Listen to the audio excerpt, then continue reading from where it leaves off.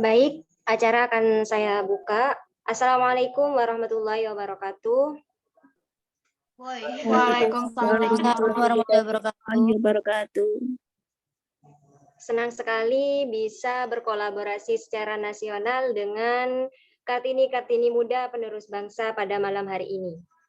Untuk itu, sebelumnya marilah kita panjatkan puja dan puji syukur kehadirat Allah Subhanahu wa Ta'ala, yang mana atas berkat rahmat dan hidayahnya kita bisa mengikuti webinar kolaborasi nasional pada malam hari ini. Kedua kalinya sholawat beserta salam semoga tetap tercurah limpahkan kepada junjungan kita Nabi Muhammad SAW yang telah membawa kita dari zaman jahiliyah menuju zaman yang Islamiyah, yakni ad-dinul Islam. Ketiga kalinya saya ucapkan banyak-banyak terima kasih kepada tiga narasumber hebat kita pada malam hari ini dan juga audiens yang berantusias untuk mengikuti webinar kolaborasi nasional pada malam hari ini. Sebelumnya saya ucapkan selamat Hari Kartini pada tanggal 21 April 2022. Di mana webinar kolaborasi nasional hari ini untuk memperingati Hari Kartini dengan tema Kartini Muda Penerus Perjuangan Bangsa. Untuk itu kita menghadirkan tiga narasumber Kartini Muda yang sangat hebat, yaitu dari Sidoarjo, Blitar, dan juga Lampung. Untuk pemateri yang pertama ada Kak Windy Wulandari, yaitu sebagai Presiden Mahasiswa Universitas Nahdlatul Ulama Sidoarjo. Yang kedua ada Kak Nyi Ayu Hovifah, Ketua Dema Fakultas Ushuluddin dan Studi Agama UIN Raden Intan Lampung. Wah, jauh banget ya Kak yang kedua. Untuk yang ketiga ada Kak Dia Rizky Amalia, yaitu sebagai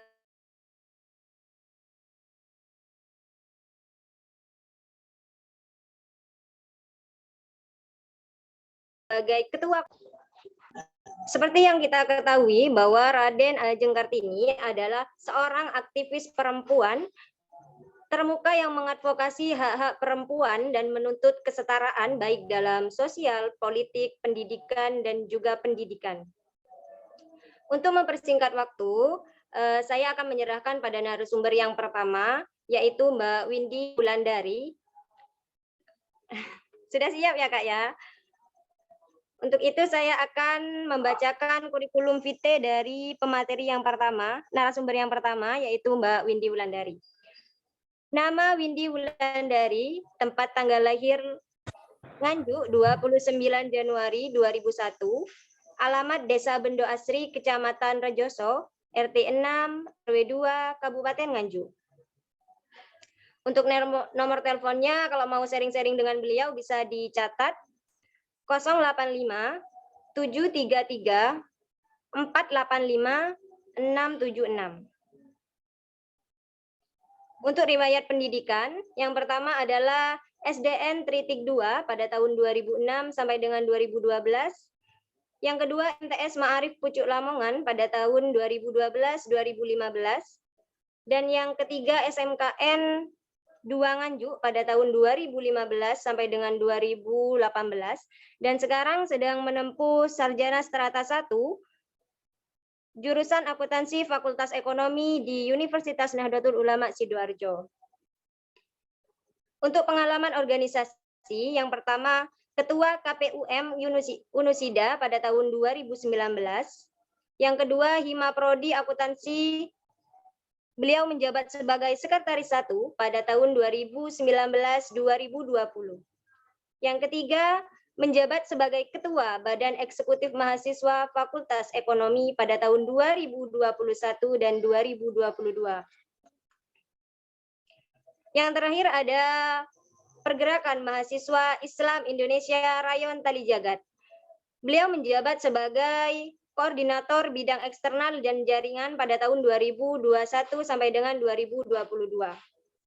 Jadi narasumber pada malam hari ini kita tidak ngambil yang sepele lah, ya enggak sepele sih. Cuma narasumber malam hari ini adalah narasumber memang benar-benar pilihan, benar-benar kita anggap hebat sebagai Kartini Muda penerus perjuangan bangsa. Untuk itu, untuk mempersingkat waktu dan tempat, saya persilahkan kepada Kak Windy Wulandari. Baik, terima kasih. Agak bias ya kata-kata hebat ini. Sebenarnya kita sama-sama belajar di sini ya teman-teman ya. Jangan ada yang melebih-lebihkan lah istilahnya. Pokok kita di sini setara lah, sama-sama belajar. Kita manggilnya apa ya ini? Teman-teman apa sahabat? Serah ya. Di sini bukan narasumber ya, kita lebih ke sharing-sharing aja ya, Mbak Moderator. Salam kenal Bu Presma dari Unut Blitar, sekaligus Bu Kopri, terus Ketua BEM Fakultas dari Suludin, Bu Mbaknyi Ayu Kofifa. Ngomong tentang Hari Kartini. Kartini itu dikenal sebagai simbol emansipasi yang pada zaman dahulu beliau dikenal sebagai promotor atau penggerak kesetaraan gender, menyamaratakan kondisi sosial, dan dulu kita perempuan kan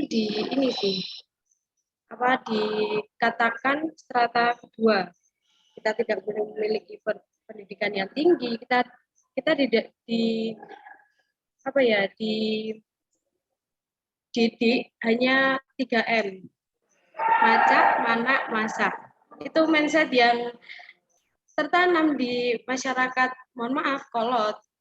Nah, sedangkan saat ini kita sebagai Kartini milenial nih, kita tumpas nih ya pemikiran seperti itu. Jadi selaku Kartini masa kini, kita harus setara nih sama laki-laki. Bahkan banyak sekali Kartini milenial yang sudah menduduki bangku politik, selaku entrepreneurship, banyak sekali. Apalagi nih, ngomong apa lagi nih? Kak, cerita. Nah, kakak kan sebagai pemimpin wanita, dalam memimpin itu bagaimana, dan bagaimana Kartini itu dalam memimpin, dan apa yang memotivasi kakak, dan apa yang kakak kutip dari RA Kartini tersebut, kayak gitu. Selaku Kartini milenial ya nih, meneruskan emansipasi wanita sih selebihnya. Jadi masalah memimpin atau menjadi ketua, mempunyai jabatan itu bukan suatu hal yang istimewa menurut saya. Ya sama-sama aja, sama-sama belajar. Jadi ya tetap ada kesulitannya, terus kendala pasti juga ada. Intinya kesulitan itu pasti ada. Cuma kita di sini bersama-sama duduk setara dengan laki-laki.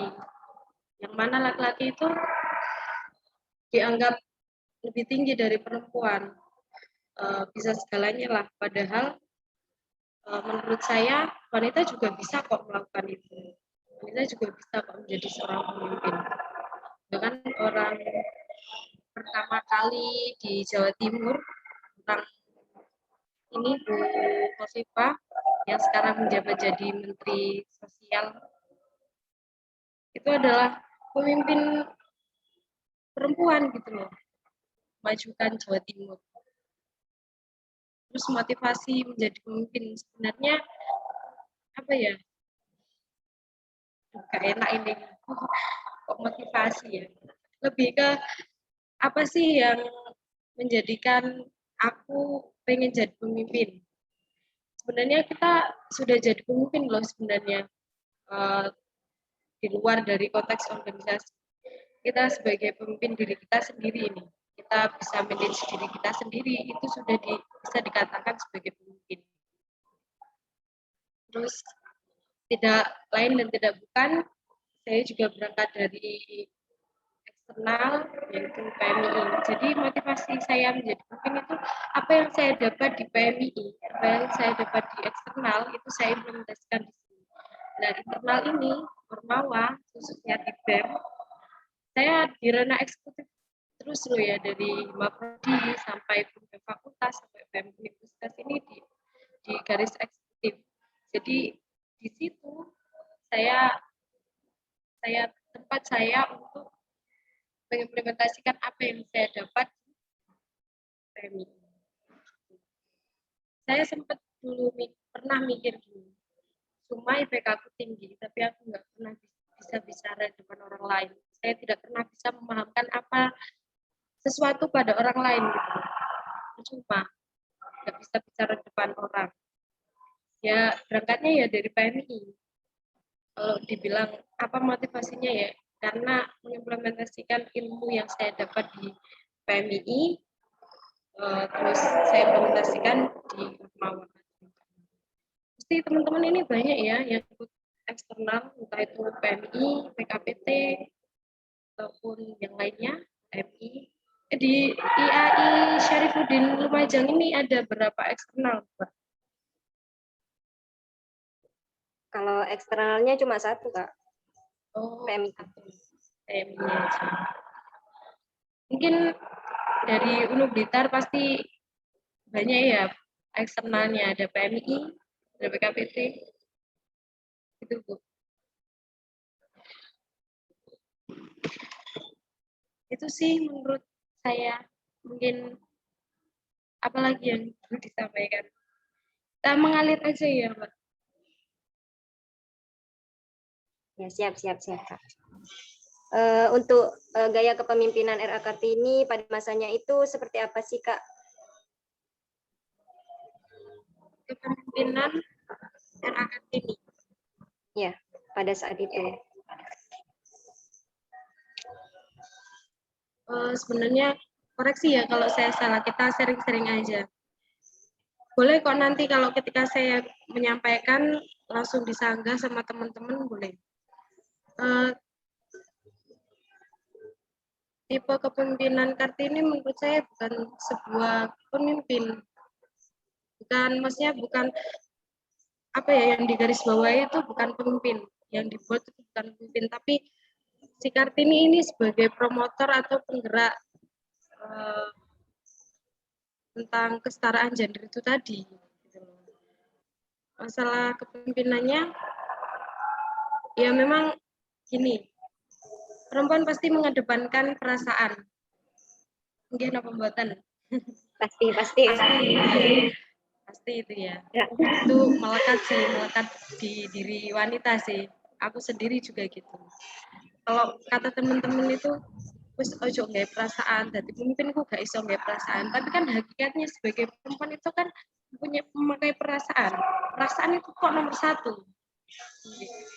Seperti itu. Ya kita susahnya ada di mengontrol perasaan itu tadi. Lalu selaku pemimpin juga apa ya susahnya berada di menyatukan berbagai pendapat dari beberapa anggota. Itu sih.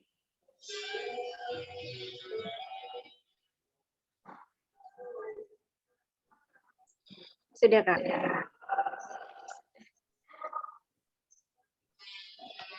Ya, jadi itu penyampaian dari Kak Windy Wulandari bagaimana RA Kartini itu menjadi pelopor emansipasi wanita.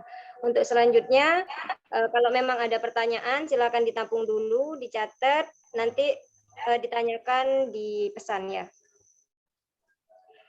Untuk selanjutnya, lanjut kepada narasumber yang kedua, yaitu Kak Dia Rizky Amalia. Sebelumnya saya akan bacakan kurikulum vitae dari Kak Dia Rizky Amalia. Nama Dia Rizky Amalia, tempat tanggal lahir Sidoarjo, 7 Maret 1999, agama Islam, alamat Desa Tambakan, RT 4, RW 2, Kecamatan Gandusari, Kabupaten Blitar. Status perkawinan belum menikah, Kak. Pekerjaan mahasiswa, nomor telepon yang mau sharing-sharing dengan beliau bisa dicatat 088 194 780 28. Untuk riwayat pendidikan, yang pertama ada TK Plus Al-Azhar, Wulingi Blitar pada tahun 2003 sampai dengan 2005. Yang kedua ada MI Plus Al-Azhar, Wulingi Blitar pada tahun 2005 sampai dengan 2011. Yang ketiga MTS Negeri 4 Blitar pada tahun 2011 sampai dengan 2014.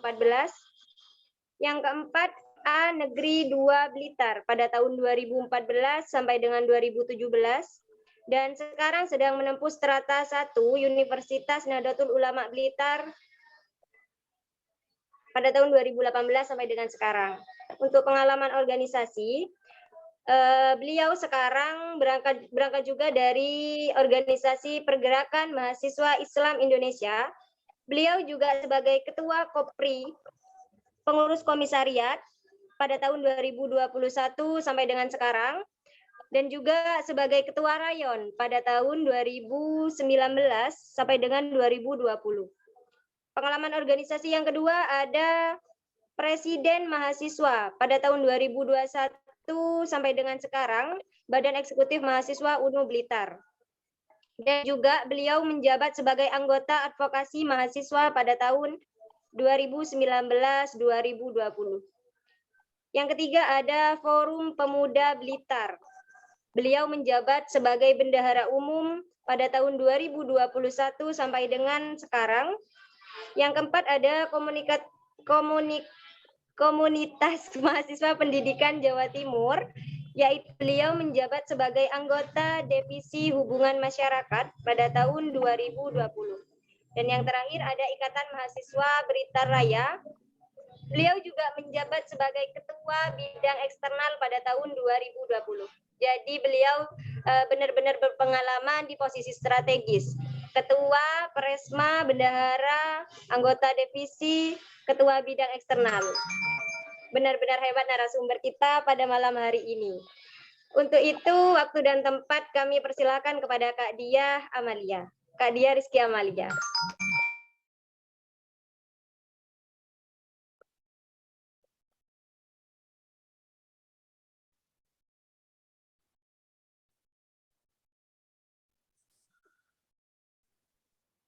Halo Kak Diah. Ya, dengar nggak Sarah? Ya, kedengeran Kak. Sudah ya. Baik. Bismillahirrahmanirrahim. Assalamualaikum warahmatullahi wabarakatuh. Waalaikumsalam warahmatullahi wabarakatuh. Alamin, assalatu wassalamu ala asrofil anbiya'i wal mursalin sayyidina wa maulana Muhammadin wa ala alihi wa sahbihi ajma'in amma ba'du. Yang terhormat Ketua IAI Syarifuddin IAI Syarifuddin Lumajang beserta jajarannya. Kemudian tak lupa kedua narasumber yang sangat luar biasa. Salam hormat dari saya, dari Blitar. Kemudian saya ucapkan terima kasih sebanyak-banyaknya kepada panitia pelaksana yang sudah memberikan ruang dan waktu kepada saya untuk sekedar sharing ya terkait kepemimpinan dari perempuan. Kemudian seluruh peserta webinar kolaborasi nasional, sahabat-sahabat sekalian yang berbahagia. Baik, berbicara tentang Raden Ajeng Kartini, beliau lahir pada tanggal 21 April 1879 di Jepara. Dan semasa kecilnya itu kan beliau sekolah gitu sampai usia 12 tahun. Nah, setelah 12 tahun beliau dipingit. Jadi pada saat itu, pada masa itu, perempuan-perempuan itu hanya hanya benar yang dikatakan Pres Windy itu tadi, hanya dikungkung ya, dipingit lah bahasanya, dipingit di kamar saja. Jadi awal gerakan dari Raden Ajeng Kartini ini dari membaca. Jadi waktu beliau dipingit, setelah beliau lulus dari ELS itu nama sekolah beliau yang semasa kecilnya sampai usia 12 tahun itu tadi, sehingga beliau membaca di dalam kamarnya gitu kan, banyak bacaan-bacaan dari karya-karya perempuan-perempuan Eropa pada masa itu, perempuan-perempuan lebih ke Belanda sebenarnya, dan itu dengan bahasa-bahasa Belanda. Jadi membuka cakrawala pengetahuan itu melalui buku-buku itu tadi. Jadi bagaimana seorang perempuan itu harus produktif gitu. Jadi nggak hanya di kamar, ngapain di kamar gitu kan.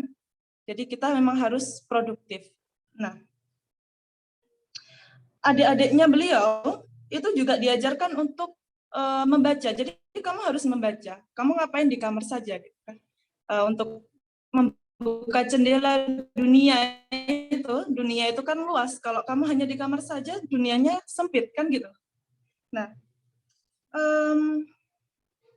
berbicara tentang Kartini masa kini. Kalau membahas tentang kesetaraan ya, sebenarnya kita itu sudah setara, sudah diberikan ruang lingkup setara. Tinggal bagaimana kita bisa nggak menggapai dari ruang kesetaraan itu tadi. Bagaimana caranya? Itu kan kita harus mengasah potensi diri kita. Jadi di samping kita sudah diberikan kesetaraan, kita harus mengasah potensi diri kita. Kalau kita nggak mengasah potensi diri kita, mana mungkin kita bisa menggapai kursi-kursi tersebut, kursi-kursi kesetaraan gitu. Jadi sedikit pengalaman, ini membahas tentang pengalaman saya aja ya.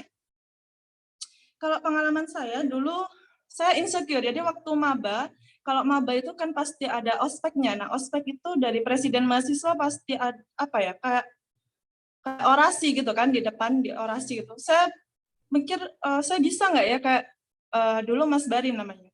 Saya bisa nggak ya kayak Mas Barin gitu, orasi di depan mahasiswa baru gitu kan, banyak orang gitu, bicara di depan gitu, saya bisa nggak seperti itu. Tapi saya insecure. Ini adalah penyakit dari perempuan, itu insecure yang pertama. Mana mungkin saya bisa berdiri di situ kan gitu. Kemudian saya daftar Hima Prodi. Jadi masuk kuliah itu ada pendaftaran Hima Prodi. Saya daftar di situ, saya nggak diterima gitu. Oh, berarti kemampuan saya kurang ini kan. Kemudian ada lagi, daftar lagi, ada pendaftaran apapun, organisasi rekrutmen, itu saya daftar gitu. Karena saya pengen organisasi, saya pengen berproses dalam organisasi. Waktu di BMU dulu juga membuka rekrutmen, saya juga nggak diterima.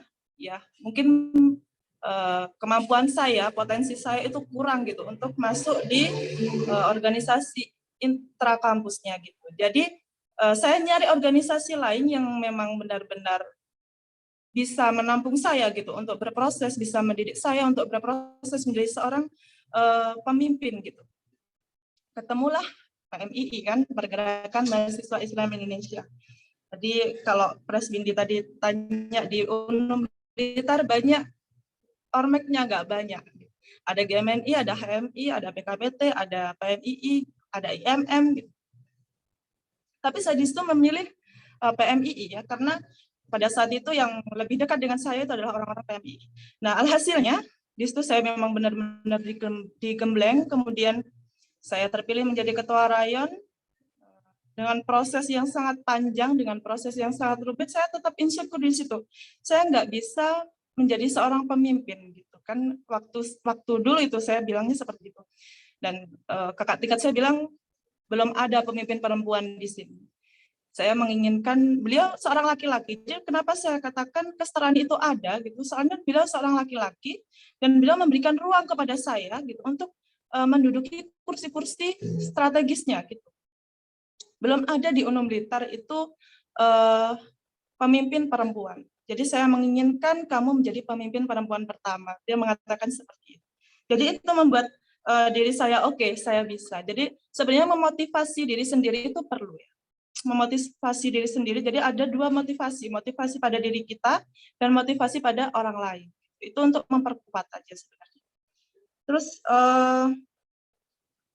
di situ saya daftar di BMU lagi. Jadi saya daftar di BMU itu ada 3 kali kalau nggak salah itu. Saya baru bisa diterima itu.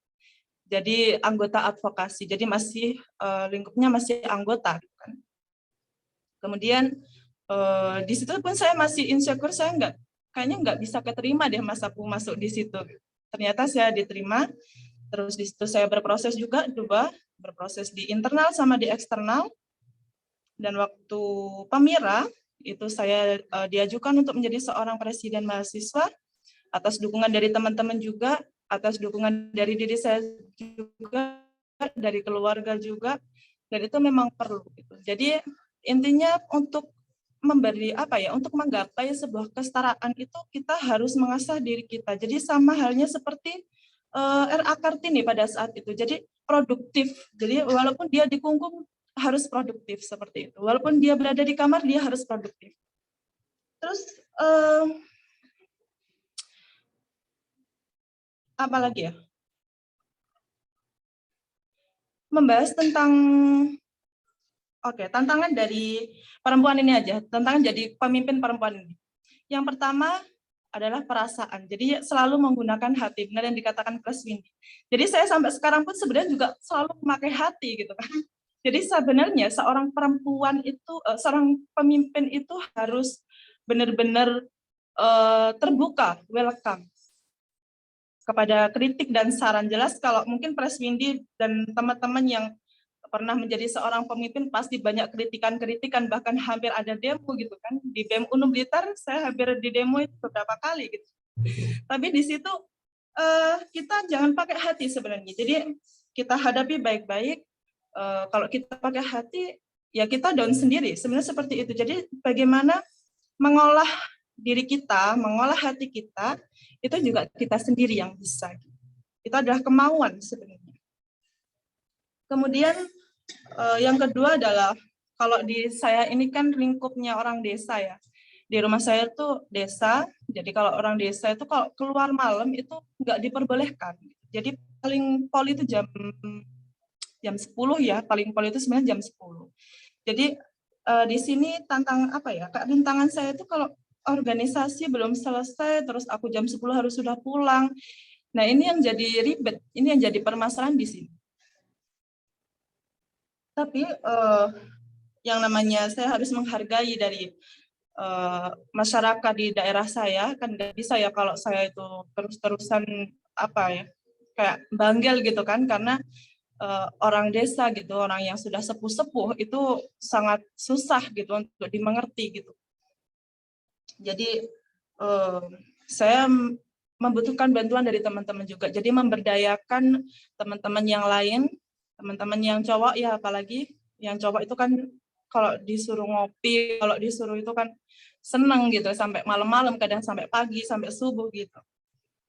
Jadi saya rasa itu sebenarnya tantangan seorang pemimpin perempuan. Jadi kalau saya katakan jadi pemimpin perempuan itu tidak mudah.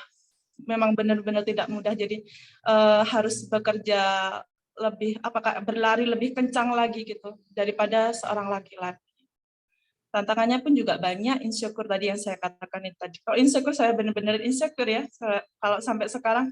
Jadi kalau ada perkumpulan presiden mahasiswa dulu waktu belum dari Unisba itu, sekarang sudah ada perempuan, alhamdulillah gitu. Jadi di Blitar itu ada 2 presiden mahasiswa yang perempuan.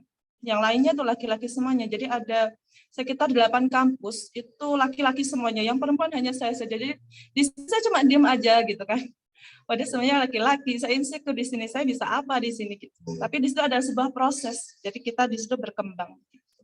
Seperti itu Mbak Moderator, mungkin ada lagi apa enggak gitu. Itu tanggapan dari saya seperti itu tentang perempuan masa kini.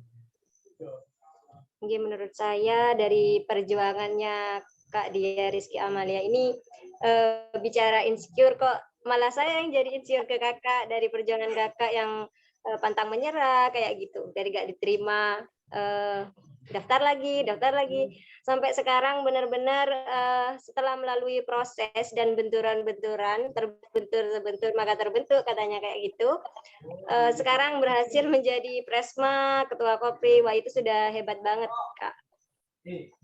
Dan untuk penyampaian R.A. Kartini dari tadi menurut saya juga sudah cukup kayak gitu. Kalau semisal audien nanti mau sharing-sharing sama Kak Dia, sama Kak Windy, sama Kak Nyi Khalifa Ayu, ya itu bisa lewat di pesan nanti ya. Untuk selanjutnya saya skip dulu Kak ya ke narasumber yang ketiga pada malam hari ini kayak gitu. Kak Ayu Hafifah, halo. Apakah sudah ready, Kak?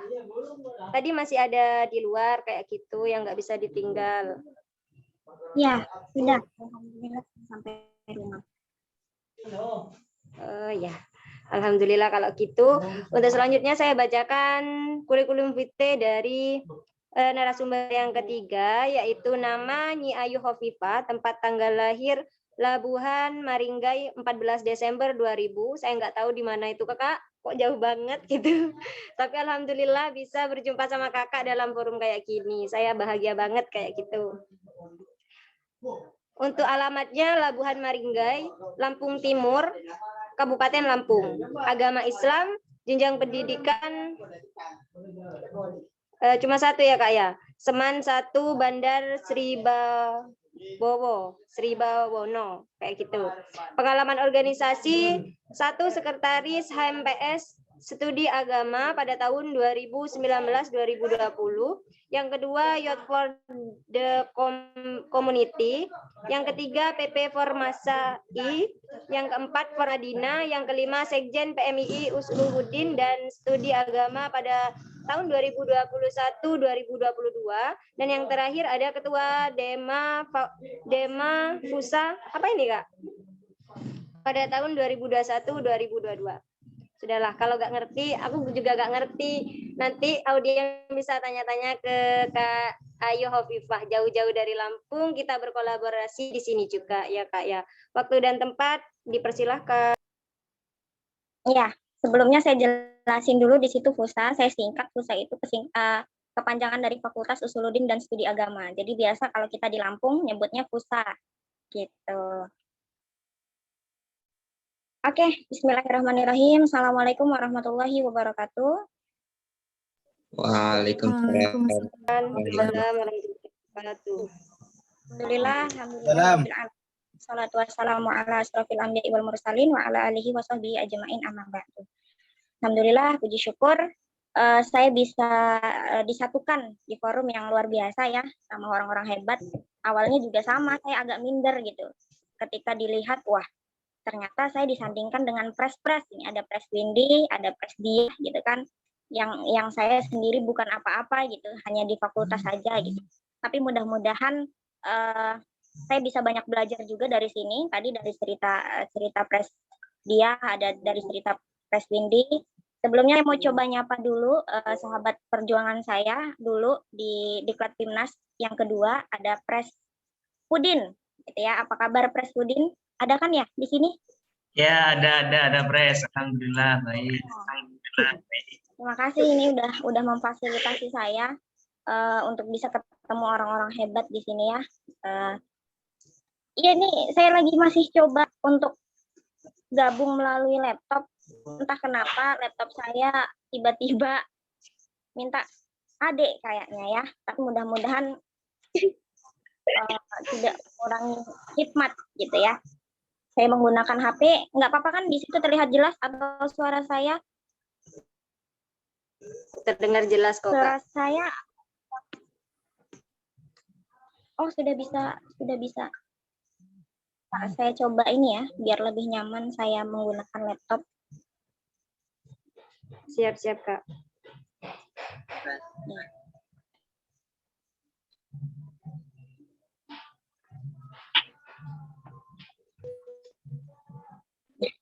Dah, memang nyatanya kayaknya nggak bisa diperjuangkan.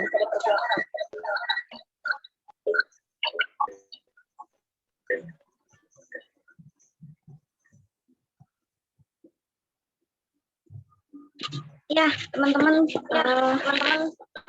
suaranya ini ya? Terganggu nggak? Mantul kayaknya kak.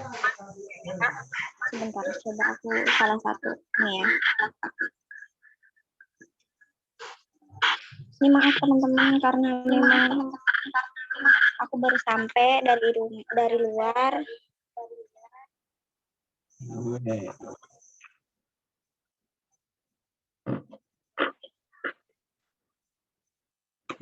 Apa ya?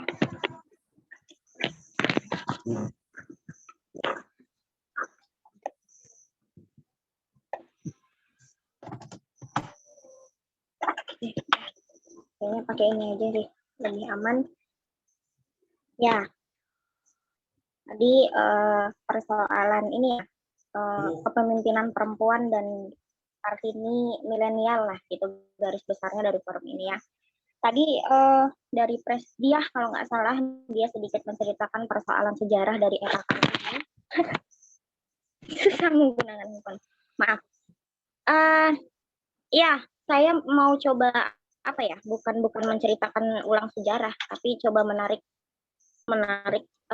kesimpulan dari apa yang saya ketahui gitu tentang apa sih kemudian digaungkan oleh Kartini, apa kemudian yang Kartini perjuangkan untuk para perempuan sehingga perempuan pada masa saat ini itu jalannya lebih mudah gitulah untuk mencapai cita-cita gitu.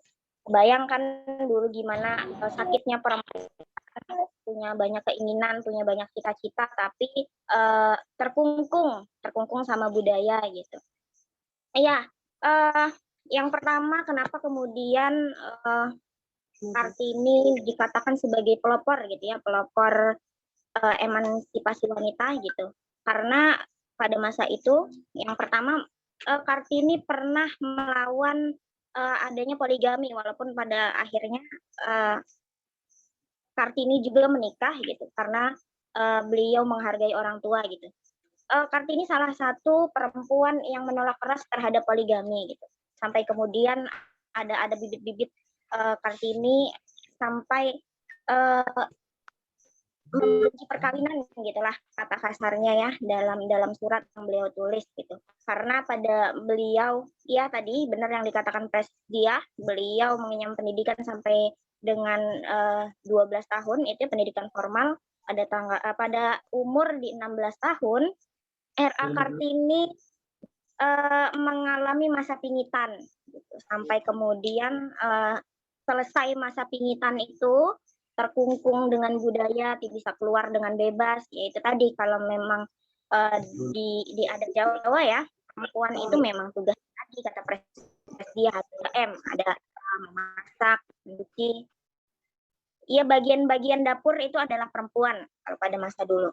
Sampai kemudian akhirnya Kartini mencapai pada fase keharusan untuk menikah dengan orang yang memang sudah memiliki 3 orang istri, itu kan dia sampai ia berusaha keras lah untuk menentang poligami. Kemudian apa yang ditentang selanjutnya yang ditentang oleh Kartini itu beliau menentang tentang bagaimana kemudian pemaksaan terhadap perempuan. Kartini punya keresahan nih bahwasanya dari selama pingitan tadi beliau membaca, belajar, mencoba melihat dari sisi perempuan lah, bagaimana perempuan ini bisa duduk pada strata yang sama dengan laki-laki. Selanjutnya Kartini kita ketahui bahwasanya Kartini adalah pelopor pendidikan untuk perempuan setelah menikah dengan Bupati Rembang, yaitu Raden Adipati Joyo kalau tidak salah, bisa disilahkan dikoreksi ya teman-teman semua. Beliau mendirikan sekolah untuk perempuan gitu. Jadi sudah sangat lama Kartini ini mendambakan untuk mendirikan sekolah khusus perempuan gitu. Jadi membantu perempuan-perempuan yang dalam dirinya bercokol untuk mengenyam pendidikan gitu. Jadi Kartini memfasilitasi gitu istilahnya ya, memfasilitasi bagaimana kemudian perempuan ini bisa mengenyam pendidikan secara layak gitu. Betapa mulia gitu ya sosok Raden Ajeng Kartini ini. Yang kemudian selanjutnya selain beliau mendirikan sekolah, beliau juga memperjuangkan hak untuk belajar, hak untuk sekolah, hak untuk memimpin bagi perempuan gitu ya. Jadi beliau berjuang keras gitu semasa hidupnya untuk kemudian gimana perempuan caranya bisa punya hak yang sama, punya posisi yang sama dengan laki-laki dengan tidak membelakangi kodrat gitu ya. Pasti teman-teman semua udah tahu lah kodrat perempuan itu apa. Jadi gitu. Kemudian teman-teman semua pasti tidak asing lagi dengan kata emansipasi wanita. Tapi coba saya ganti kata wanita dengan perempuan gitu ya. Emansipasi perempuan gitu lah. Ada yang tahu nggak? Coba salah satu dari audiens ada yang tahu nggak apa sih sebenarnya makna dari emansipasi perempuan yang selama ini coba kita gaung-gaungkan selama ini setiap tahun ketika Raden Ajeng Kartini, peringatan Raden Ajeng Kartini pada tanggal 21 April gitu ya, kita selalu nulis caption gitu, baik di Instagram, di WhatsApp, dengan kata-kata emansipasi wanita atau emansipasi perempuan. Ada yang tahu nggak sih sebenarnya makna dari emansipasi wanita atau perempuan ini apa? Gitu. Silakan Kak, audiens yang terhormat, silakan dijawab apa sih emansipasi wanita yang selama ini kita gaung-gaungkan kayak gitu Kak ya? Iya, benar. Ada yang tahu nggak? Ini kayaknya banyak perempuan atau enggak perempuan juga, laki-laki yang tahu, sok silahkan. Saya, Kak. Ya, silahkan, siapa itu? Saya tidak pakai laptop, jadi nggak tahu siapa itu. Nurul Fitria. Silahkan. Fitria. Emansipasi wanita itu kayak persamaan hak wanita, Kak. Jadi emansipasi perempuan itu, emansipasi wanita itu adalah menyamakan hak-hak gitu ya. Lagi? Ya, Kak. Oh, mohon maaf. Ini Mbak fasilitator, kita dibatasi nggak untuk waktu? Bebas Kak, bebas. Waktunya bebas. Selama kita masih semangat untuk menebar manfaat kayak gitu.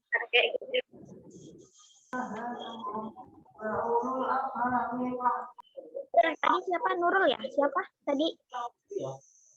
Iya, Kak, Nurul, Kak. Fitria. Atau Nurul Fitria. Emansipasi wanita atau emansipasi perempuan gitu ya. Itu adalah di mana hak-hak antara perempuan dan laki-laki itu sama gitu ya. Good. Benar, nggak salah. Tapi yang lebih tepatnya lagi, maka dari emansipasi perempuan itu ternyata dia adalah proses pelepasan diri para perempuan dari pengekaman hukum adat di sini dalam artian ya, yang membatasi untuk bisa perempuan kemudian bisa berkembang, bisa maju. Nah, jadi emansipasi ini adalah proses pelepasan lingkungan itu. Jadi selama ini kan berapa tahun lamanya gitu ya, berapa abad lamanya perempuan itu berada dalam kungkungan adat, norma nilai-nilai gitu, bahwasanya perempuan itu tidak bisa mengenyam pendidikan, perempuan itu kerjanya hanya di dapur, sumur, kasur, perempuan tidak boleh berada pada ranah-ranah publik gitu ya. Itu. Nah, emansipasi itu adalah proses untuk melepaskan semua itu tadi. Jadi ketika nanti ada yang tanya apa sih emansipasi perempuan, kok ya sok-sokan banget gitu menggaung-gaungkan emansipasi gitu. Apa sih sebenarnya lah itu? Emansipasi adalah sebuah proses untuk merebut semua kungkungan ini kepada perempuan. Jadi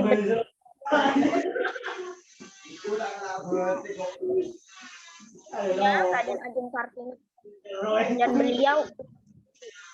Kalau kita, saya gitu ya, saya mungkin Presdia menjabat sebagai presiden, tadi ada Pres Windy gitu ya, itu berjuang untuk apa mempertahankan hak-hak itu adminnya gitu. Tapi kebayang ketika RA Kartini berjalan sendirian untuk kemudian bisa mendobrak semua kungkungan yang ada, kemudian mendirikan sekolah untuk perempuan biar perempuan ini cerdas gitu. Jadi kebayang gimana RA berjalan sendirian berjuang semuanya. Ya, sekarang kita jadi perempuan ini tinggal saja lah yang bertahan ya Karti tinggal bentuk kita mau buat apa di lahan tersebut, mau ditanami apa, tinggal seperti itu gitu. Makanya kemudian pesan saya sebagai Kartini muda yang biasa kita sebut sekarang Kartini milenial itu ya, hak sekarang itu bukan lagi persoalan bagaimana kita memperjuangkan kesetaraan gender, walaupun secara ya belum sempurna kita pada tahap kesetaraan, tapi terkadang yang paling menghambat itu dari diri perempuan sendiri, gitu. Dari diri perempuan sendiri, seharusnya kita sebagai perempuan pede, gitu. Ketika Kartini berani mati-matian, gitu ya, berani memperjuangkan dengan gagahnya untuk kedudukan perempuan, gitu. Kita tinggal jalan lagi loh, tinggal ambil peran, gitu. Kita tinggal, ya ayo mau di ladang yang mana, kita mau pada porsi yang mana, gitu. Mau jadi ketua, mau jadi sekretaris, bendahara, atau ya kita ambil peran dimanapun kita berada. Itu adalah emansipasi. Sebagai bentuk bahwasannya ini, saya Kartini muda. Saya berani, saya mau, saya bisa, dan saya harus. Tapi jangan lupa, harus terus belajar. Gitu, mungkin ada yang lain, Mbak. Ya, kalau pengalamannya kakak nih, Kak Ayu Hovifah, selama jenjang mau mencapai kepedeannya sekarang, kepedeannya sekarang katanya. Jabatannya yang sekarang itu gimana, Kak? Serta tantangan yang kakak alami itu bagaimana, kayak gitu? Ya, aku ini cerita kalau misalnya aku bisa di posisi yang percaya diri, gitu, percaya diri bahwa ya perempuan bisa, ya perempuan mampu. Itu sebenarnya dari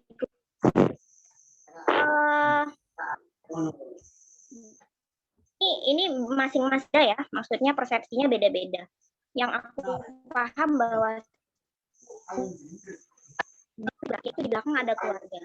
Alhamdulillahnya memang aku besar di keluarga yang suportif, gitu, yang support penuh apa yang aku mau, apa yang aku jalani, aku lakukan, selagi memang hal-hal tersebut adalah hal positif. Sampai sekarang ini menjadi satunya atas izin, atas sinyalnya nggak enak, Kak. Suaranya nggak terdengar jelas.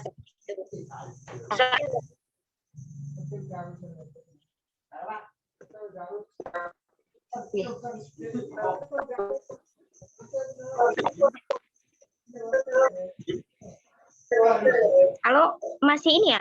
Putus-putus ya? Halo. Enggak, Kak.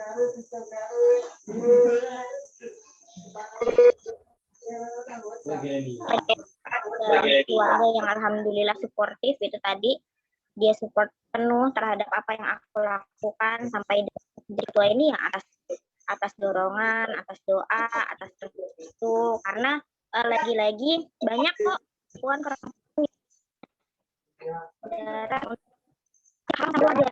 kayak udah gitu cepat selesain kuliahnya, Mbok ya jangan neko-neko mau jadi ketua, mau ikut ini, mau ikut itu, selesain aja kuliah. Itu kan biasanya yang kemudian menghambat kita untuk bergerak. Kalau misalnya dalam proses yang dari orang lain ya, dari tadi benar kata dia bahwasanya motivasi itu datangnya dari kita dan orang lain, di diri saya. Apapun yang kita mau gitu, dalam konteks ini adalah hal positif, ya perjuangkan aja selagi kita tidak menyalahi aturan, tidak menyalahi hak orang lain. Dan aku apa ya, kalau insecure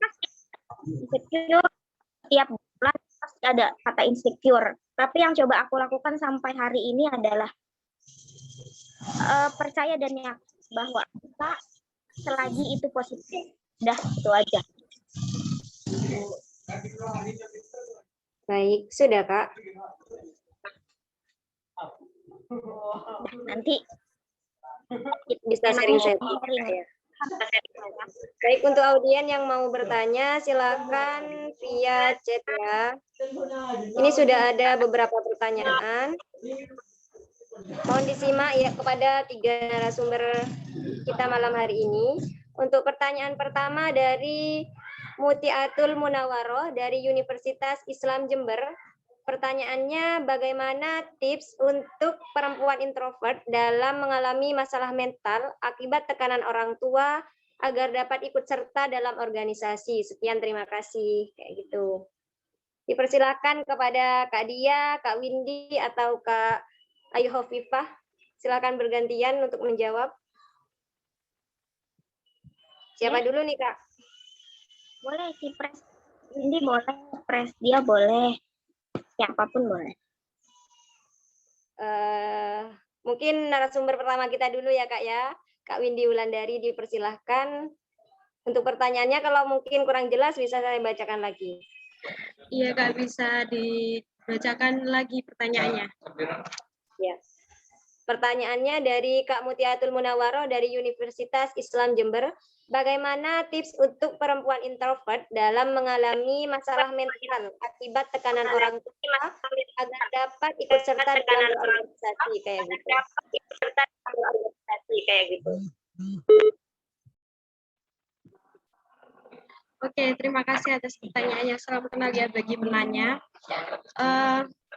Jadi basicku sebenarnya bukan orang yang introvert, yang ekstrovert banget. Jadi gampang gampang membaur, gampang menyapa gitu ya. Jadi sekiranya kalau tips ini nggak bisa diimplementasikan di penanya, ya mohon maaf ya. Kalau menurutku ya mencoba untuk membuka diri dan menerapkan kalau memang sampean itu butuh itu. Kalau sampean nggak butuh itu, sampean bakal gini-gini aja, bakal stuck di situ aja. Kalau semisal sampean jadi orang yang introvert, aku nanti nggak bisa ya bergaul sama orang lain. Nanti aku bakal tremor terus kalau ngomong di depan. Nah, terapkan kalau ya udah deh aku ini menjadi kebutuhanku. Aku harus bisa ngomong di depan umum. Aku juga harus bisa bergaul karena ini kebutuhan. Semakin kita dewasa, kebutuhan untuk bergaul sama orang lain itu nomor 1. Menurutku sih seperti itu.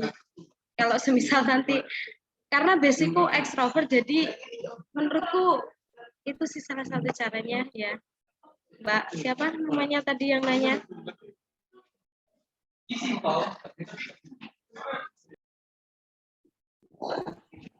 Ya, selanjutnya untuk narasumber yang kedua. Saya bacakan lagi, Kak ya, pertanyaannya. Bagaimana tips untuk perempuan introvert dalam mengalami masalah mental akibat tekanan orang tua agar dapat ikut serta dalam berorganisasi? Kayak gitu, Kak. Silakan, Kak Dia.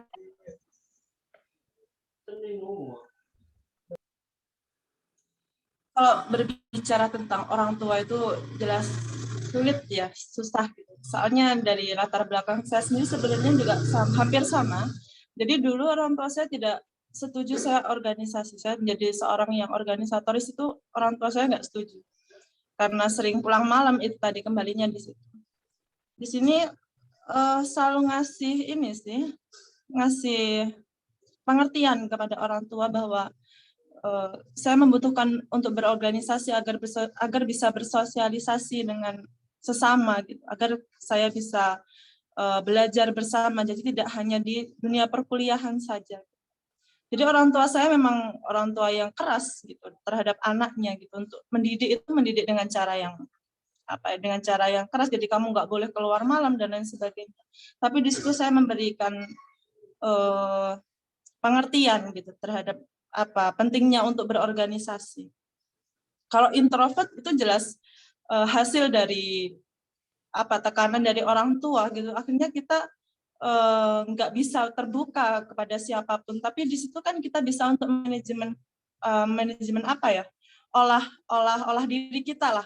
Kalau kita ya benar yang dikatakan tadi, kalau kita membutuhkan itu benar-benar membutuhkan, yaitu terus kita gapai terus. Nanti akan nemu hasilnya gitu. Dan orang tua pun juga nantinya juga pasti akan percaya gitu bahwa ternyata anakku ini loh ketika berorganisasi adalah perbedaan. sebelum berorganisasi sama setelah berorganisasi itu pasti ada perbedaan. Jadi kita kasih bukti gitu. Kita meyakinkan mereka, kita kasih bukti juga. Jadi kalau mental introvert itu yang bisa mengolah itu sebenarnya kita sendiri. Itu aja, Mbak. Baik, untuk Kak Mutiatul Munawaro yang memiliki pertanyaan, semisal ada sanggahan, silakan disampaikan via chat. Untuk selanjutnya saya serahkan kepada Kak Nyi Ayu Khofifah. Saya bacakan lagi atau sudah cukup jelas pertanyaannya, Kak? Dibacakan ulang karena tadi aku sempat logout sebentar, terus pertanyaan yang di kolom chatnya hilang. Dari Mutiatul Munawaro. Itu pertanyaannya, bagaimana tips untuk perempuan introvert dalam mengalami masalah mental akibat tekanan orang tua agar dapat ikut serta dalam berorganisasi? Seperti itu, Kak.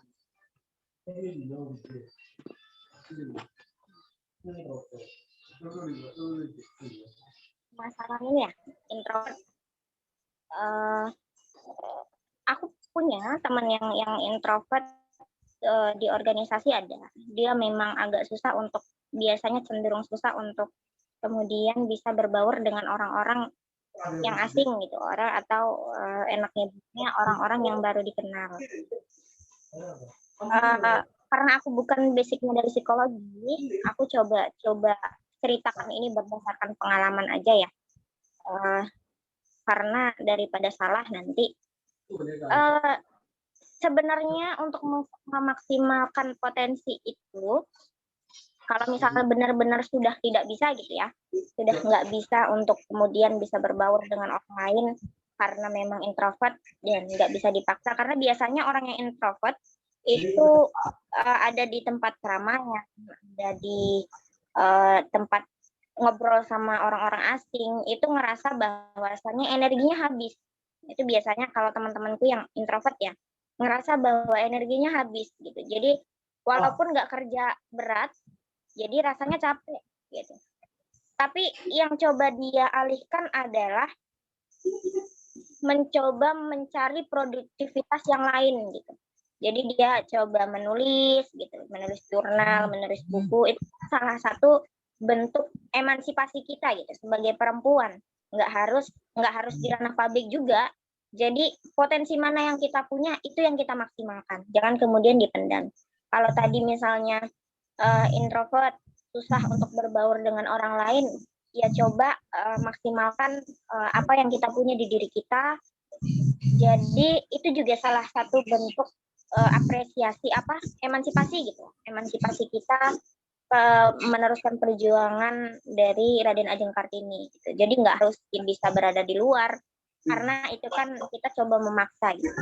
Tapi kalaupun memang Mbak siapa tadi? Mbak Mutiatul Munawaro.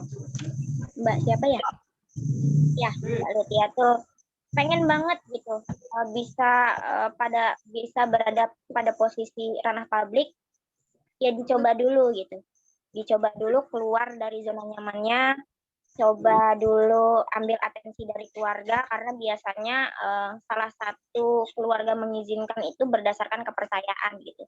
Buat kepercayaan dulu dari keluarga bahwasannya dengan saya ngikut ini, ngikut itu, nggak akan merubah saya secara utuh gitu sebagai perempuan, nggak akan mengkhianati kepercayaan dari orang tua gitu. Tapi ketika itu sudah dicoba dan ngerasa nggak nyaman, ya jangan dipaksakan gitu. Karena kan basic dari setiap orang itu beda-beda. Mungkin itu sih. Gimana Kak Mutiatul Munawaro, ada tanggapan atau sudah cukup? Oh, katanya baik Kakak, terima kasih atas tipsnya, insya Allah sangat membantu, begitu katanya Kakak.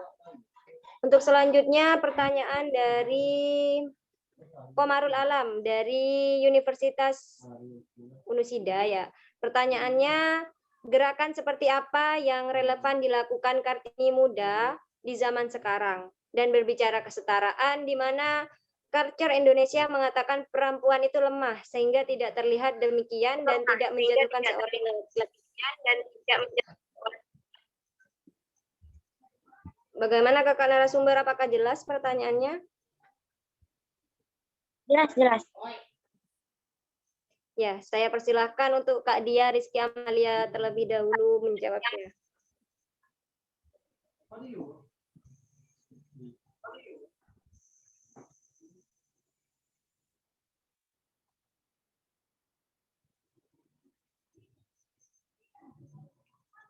Halo Kak Dia, apa kurang jelas pertanyaannya?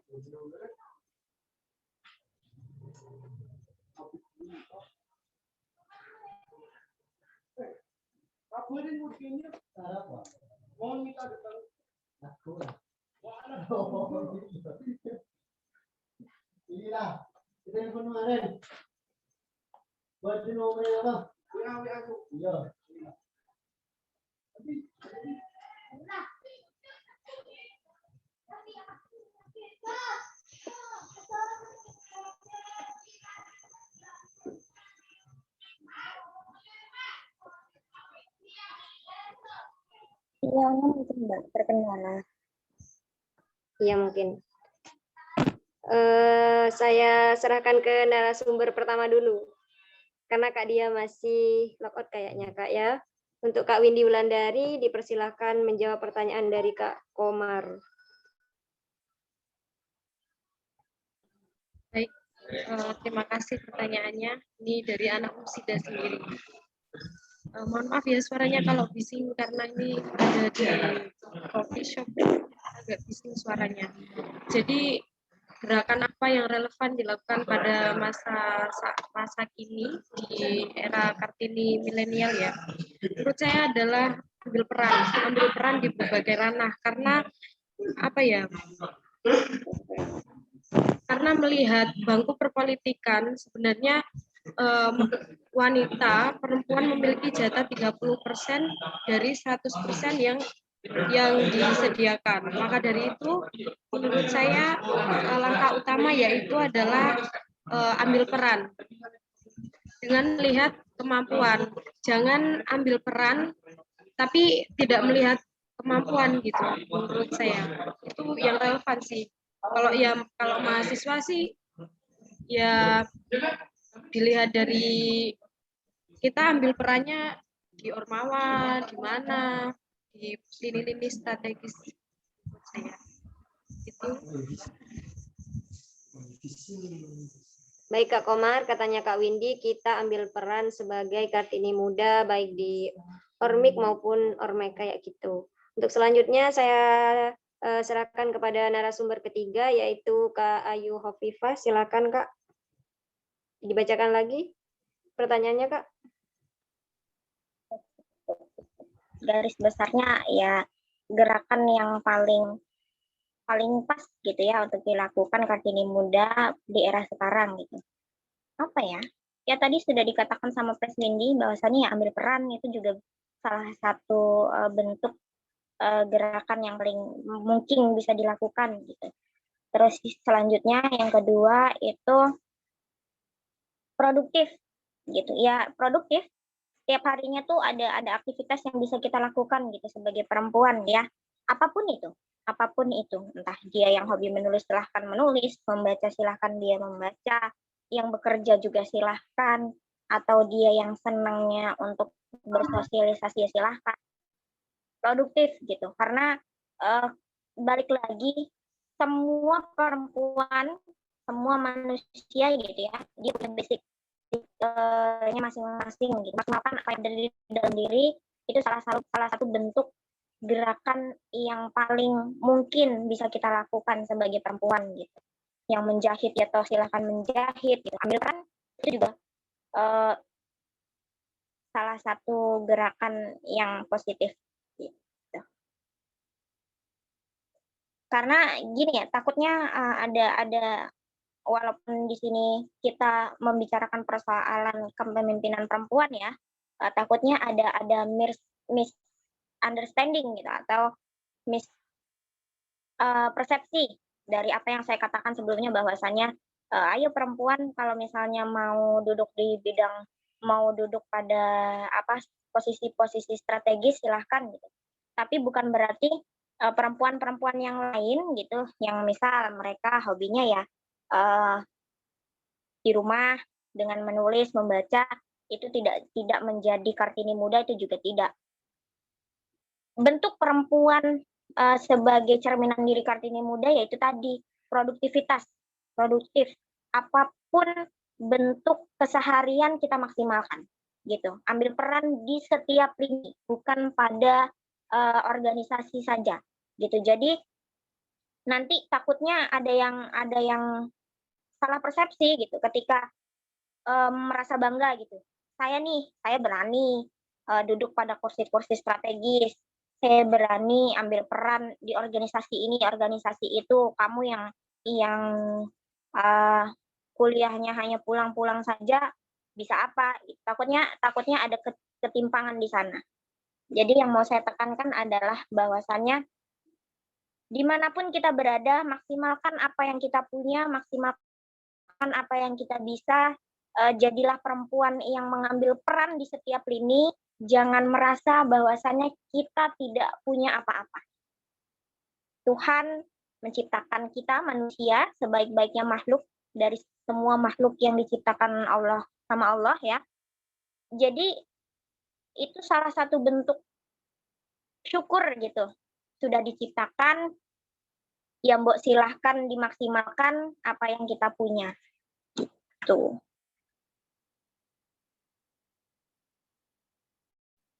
Cukup. Itu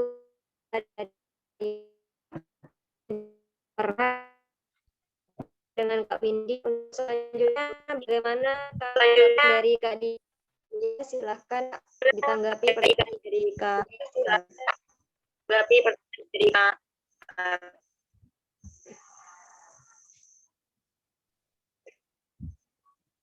Saya ya, suaranya tadi putus-putus.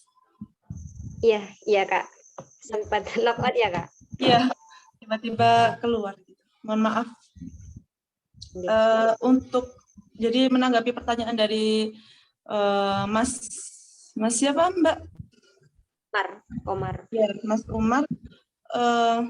Gerakan perempuan masa kini itu seperti apa gitu ya.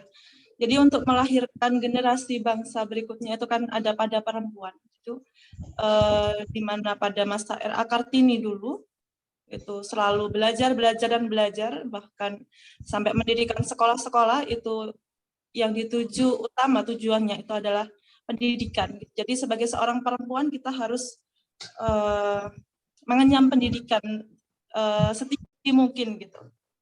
Dalam artian kita tidak mau untuk bersaing dengan laki-laki, tapi kita memang di situ menunjukkan gitu bahwa perempuan di sini tuh juga layak sebenarnya gitu, untuk duduk di bangku, misalkan di bangku perguruan tinggi gitu kan. Atau juga contohnya sudah banyak kan ya perempuan-perempuan yang sudah menjadi profesor ataupun yang lebih gitu, yang lebih atasnya dari profesor gitu. Siapa tahu gitu kan banyak gitu di situ.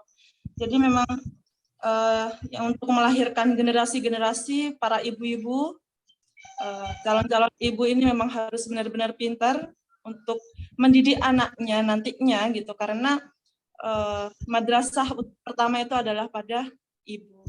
Jadi pendidikan itu perlu. Kemudian yang kedua, kita ambil partisipasi juga iya, karena yang dinamakan dengan kesetaraan itu sebenarnya sudah ada, tinggal kita mau nggak untuk menggapainya, kita mampu apa enggak gitu untuk menggapai kesetaraan itu, kita mampu enggak kita duduk di kursi-kursi yang sudah tersedia gitu untuk kita memimpin seperti itu. Itu saja mungkin dari saya, yang lainnya tadi sudah hanya tambahan itu aja dari saya. Bagaimana Kak Komar kalau memang ada sanggahan dari ketiga narasumber kami, silakan disampaikan lewat via chat. Untuk sementara saya lanjut kepada pertanyaan selanjutnya, yaitu dari Kak Muflihatul Musyarofah, asal Universitas Institut Agama Islam Syarifuddin. Bagaimana nih tanggapan dari ketiga narasumber malam ini terkait perempuan yang sangat antusias dalam berorganisasi atau dalam kepemimpinan apabila kemudian mendapat kritik atau penolakan Karena sebuah hadis Bukhari yang mengatakan tidak akan bahagia suatu kaum yang menyerahkan urusannya kepada perempuan. Silakan kakak narasumber untuk ditanggapi. Mungkin yang pertama itu Kak Nyi Ayu Hovifah, dipersilahkan. Iya, terima kasih.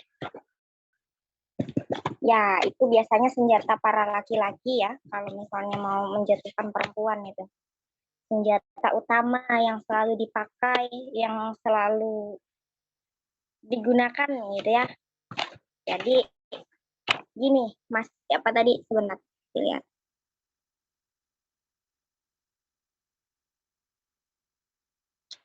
Mas Muflihatul. Walaupun saya bukan anak hadis, ya, tapi mungkin nanti kalau di sini ada anak hadis, bisa dijelaskan secara ulang. Atau sebentar saya tanya ya Mbak, boleh saya mohon izin, di sini ada anak hadis? Anak tafsir hadis? Atau kuliah yang berbau hadis lah. Karena biasanya anak-anak hadis ini, dia tahu yang namanya ada, entah itu ayat Al-Quran atau hadis, itu dia turun, nggak semerta-merta turun tok gitu. Jadi ada apa istilahnya, sebab-sebab turunnya dari ayat tersebut gitu. Pada masa itu kejadiannya seperti apa gitu ya. Ada anak hadis di sini?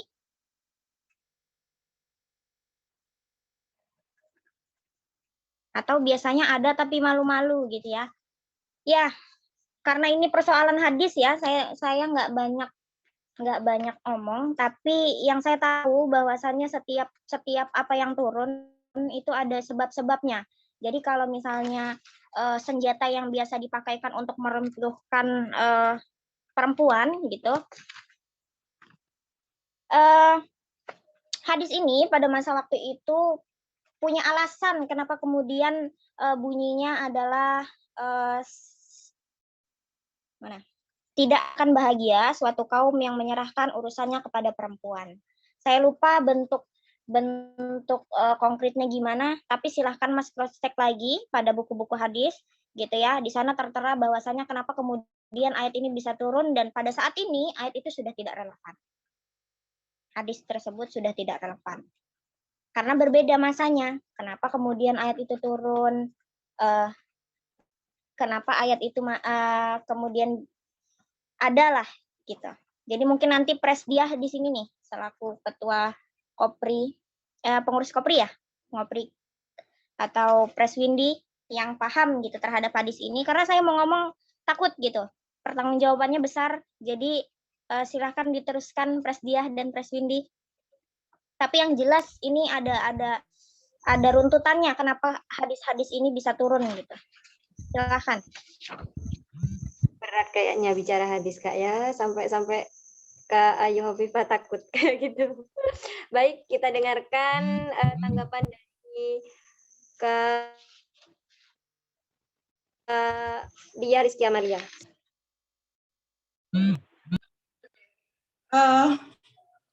Berat memang ya kalau berbicara tentang hadis gitu kan.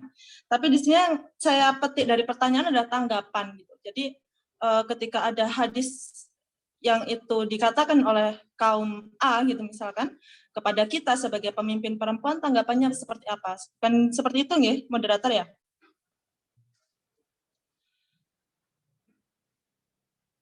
Ya, kalau dari saya dulu memang waktu mencalonkan diri sebagai presiden mahasiswa itu jelas ada perkataan, jelas ada yang menyindir seperti itu. Tapi di situ kita dengan cara dibuktikan gitu. Banyak sekali pembuktian-pembuktian bahwa perempuan itu juga berhasil gitu dalam memimpin. Jadi kita kasih contoh saja, perempuan itu seperti halnya Khofifah, Ibu Khofifah gitu kan. Dia berhasil menjadi gubernur Jawa Timur, terus banyak penghargaan gitu kan. Ya kita sebagai perempuan juga termotivasi karena itu gitu. Kasih aja bukti-bukti dari apa yang kita, misalkan kalau kita kampanye gitu kan pasti ada janji-janjinya gitu kan. Kita kasih bukti-bukti itu. itu suatu bentuk apa ya, menumbuhkan sifat kepercayaan orang lain gitu terhadap apa yang enggak setuju dengan adanya kepemimpinan perempuan. Kalau masalah hadis ya harus disesuaikan dengan zaman. Sebenarnya benar yang dikatakan sama Mbak Nyi Ayu itu memang harus benar disesuaikan dengan masa, disesuaikan dengan zamannya. Kalau sekarang zamannya kita sudah menggapai untuk kesetaraan ya sudah gitu kan, kita harus menggapai tentang kesetaraan. Enggak ada yang namanya perempuan itu enggak bahagia kalau itu diserahkan kepada perempuan gitu. Nyatanya kita menyerahkan pemimpin dari Gubernur Jawa Timur kita bahagia kan gitu. Itu aja dari saya, mungkin ditambah lagi Pres Windy. Terima kasih.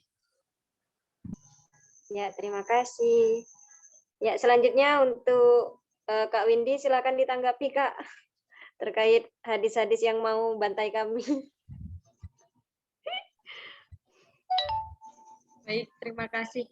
Sebenarnya menjadi polemik ya ngomong masalah hadis, karena pasti ada kesenjangan antara religius dan kultural yang ada di Indonesia, karena kita berada di Indonesia itu beragam sekali. Nah ini, toleransi ini kita gunakan dengan adanya hadis dan masa kini. Saya setuju dengan yang dikatakan sama Pres dia, karena kita menyesuaikan dengan zaman gitu loh. Ini jadi polemik. Dan caranya seperti apa? Kalau menurut saya skip tentang hadisnya ya, karena mungkin saya bukan pakarnya, nanti saya salah ngomong, tapi saya menanggapinya seperti ini. Kita buktikan aja kalau sebenarnya pemimpin perempuan itu bisa. Kalau dipimpin perempuan, jalan kok BEM-nya. Kalau dipimpin perempuan, jalan kok PMI-nya. Nggak sedikit loh ketua komisariat perempuan. Iya nggak, teman-teman, sahabat-sahabat. Itu sih, nanti kalau ada yang salah mohon dikoreksi. Terima kasih. Ya, itu Kak Mufliha tanggapan dari narasumber hebat kami malam hari ini. Jadi bicara hadis kita harus juga menyesuaikan dengan zamannya, karena sekarang zamannya penyetaraan hak-hak wanita dengan laki-laki, maka itu hadis itu tidak relevan kayak gitu. Namun masih jadi polemik pada masa saat ini kayak gitu. Baik, untuk pertanyaan selanjutnya, karena ini banyak yang Win Lampung, Kak Elisa, dari Kak Muhammad Dafar Rahman dari IAIN Kediri, dan juga dari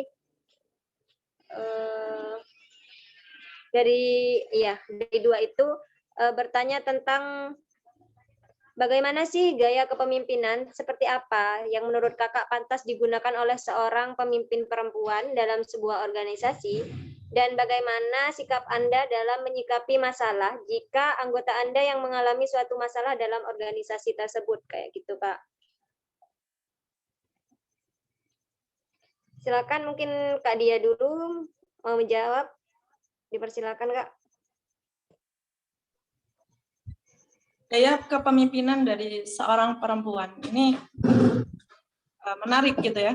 Jadi kalau saya rasa sebagai pemimpin perempuan ini cenderung lebih dekat dengan anggota gitu, karena perempuan ini apa ya, dikit-dikit curhat gitu kan, kayak aku butuh teman nih, butuh teman curhat gitu. Akhirnya sedikit-sedikit kita curhat, sedikit kita ngasih kepercayaan ke yang kita ajak bicara gitu kan, bahwa saya ada permasalahan ini nih, gimana solusimu. Jadi kita terbuka aja gitu sama anggota. Sebenarnya kayak kepemimpinan itu seperti itu, untuk menumbuhkan apa ya, menumbuhkan persatuan dalam organisasi. Itu kan kedekatan antara pemimpin dan anggota.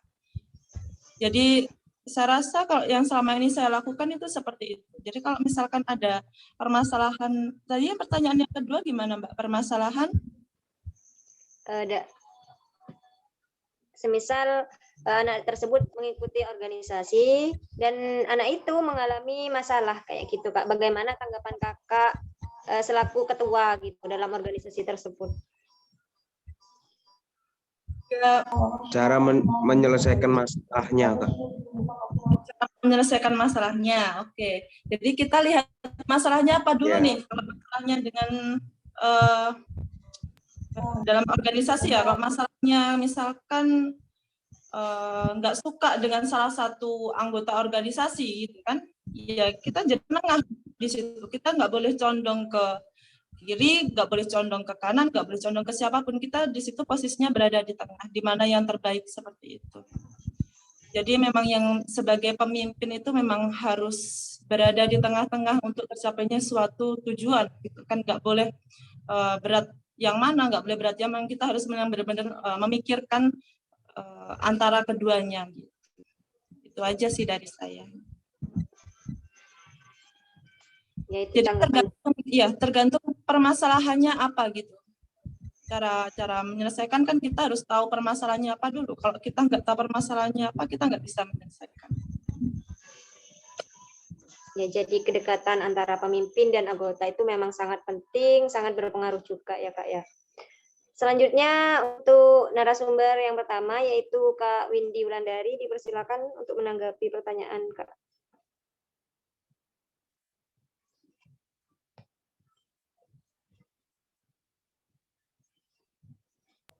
Oke, baik.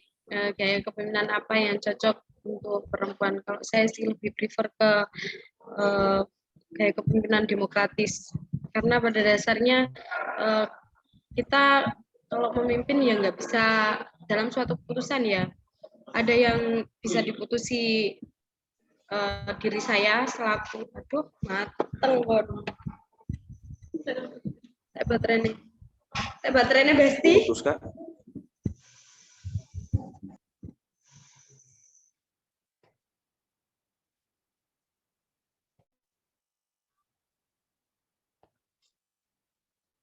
Apa yang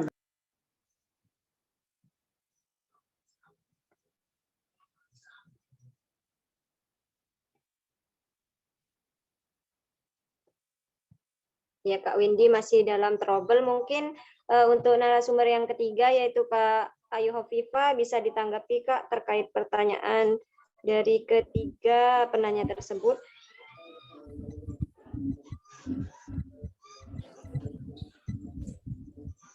Halo, masih saya ya? Iya ya. Sorry, tadi device-nya macet. Jadi menurut saya suatu keputusan itu ada yang bisa diambil diri sendiri selaku ketua, haknya ketua, ada yang harus didiskusikan terlebih dahulu. Tapi saya lebih suka gaya kepemimpinan yang demokratis tersebut. Lalu jika ada permasalahan, sikap atau langkah kita bagaimana? Ya yang pertama ya kita harus netral, nggak boleh condong ke kanan maupun ke kiri. Terus masalahnya apa dulu, kita mediasi. Untuk permasalahan dalam organisasi lah yo, wis basicnya lah yo, paling nggak setuju sama si A, nggak setuju sama si B, atau pendapatnya nggak dipakai, paling ya basic-basicnya itu sih. Kalau permasalahan di luar itu, mungkin ya kita perlu duduk bareng, itu sih.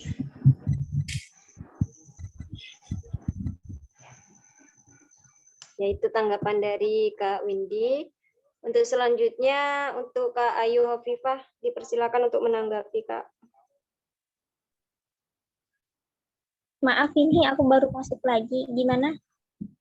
Oh ya, gaya kepemimpinan apa yang relevan dilakukan saat ini dan bagaimana ketika salah satu anggota mengalami masalah?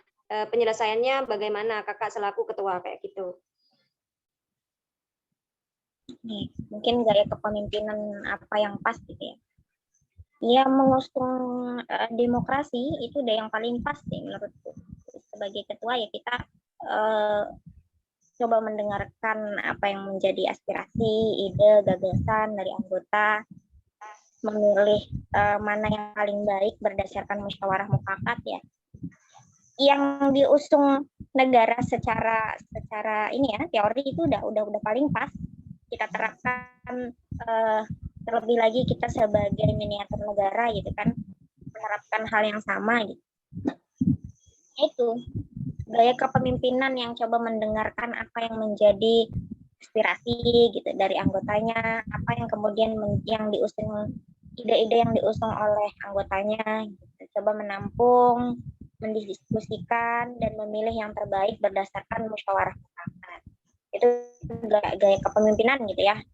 Walaupun pada praktiknya aku sendiri sebagai ketua yang sudah didemisionerkan hari ini, itu kemarin selama 1 tahun ya, mungkin namanya manusia, kita punya banyak kekurangan gitu. Manusia tidak pernah luput dari kekurangan. Jadi masing-masing lagi kita gimana cara untuk menanggapi dari setiap kepala itulah. Terus untuk bagaimana coba menyelesaikan permasalahan yang ada gitu. Lebih lagi kita mencoba menertibkan gitu banyak kepala, isi kepala yang beda-beda, sudahlah banyak, berbeda pula. Itu yang menjadi tantangan gitu. Caranya ya itu tadi musyawarah, apa yang menjadi permasalahan, kenapa bisa terjadi, kemudian mana nih kemudian yang harus kita turunkan egonya, mana yang kemudian harus kita carikan jalan terbaiknya bagaimana gitu. Ketika ada miskomunikasi ya coba sama-sama kita duduk bareng, apa yang menjadi permasalahan, ketika ada konflik apa kira-kira yang memicu konflik tersebut, coba dicari tahu dari akar-akarnya gitu, sampai ke akar-akarnya gitu. Basic sebenarnya, cuman kalau misalnya memang nggak kita jalanin, kita nggak akan pernah tahu gimana caranya gitu. Jadi walaupun misal Pres Windy, saya sendiri ngomong gitu ya panjang kali lebar, tapi kalau teman-teman semua nggak coba ikut prosesnya, kayaknya juga gitu ya kurang gregetnya gitu. Jadi teman-teman akan tahu gimana itu setelah melakukan semua proses panjang itu.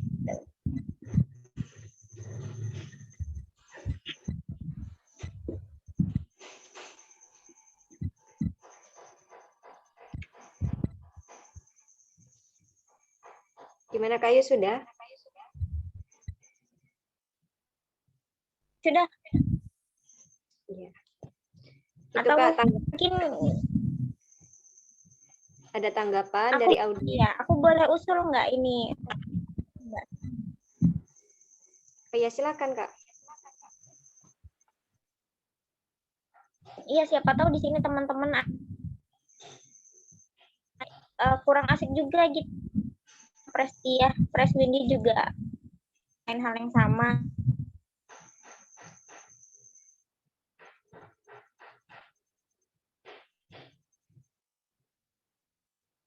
Gimana Kak Ayu, halo?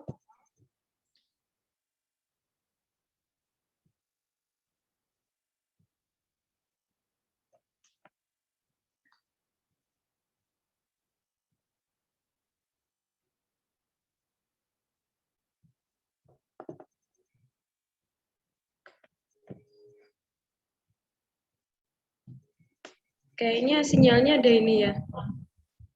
Iya, dari tadi trouble kayaknya Kak. Nggak lancar. Dilanjut apa nunggu Kak Ayu, Kak?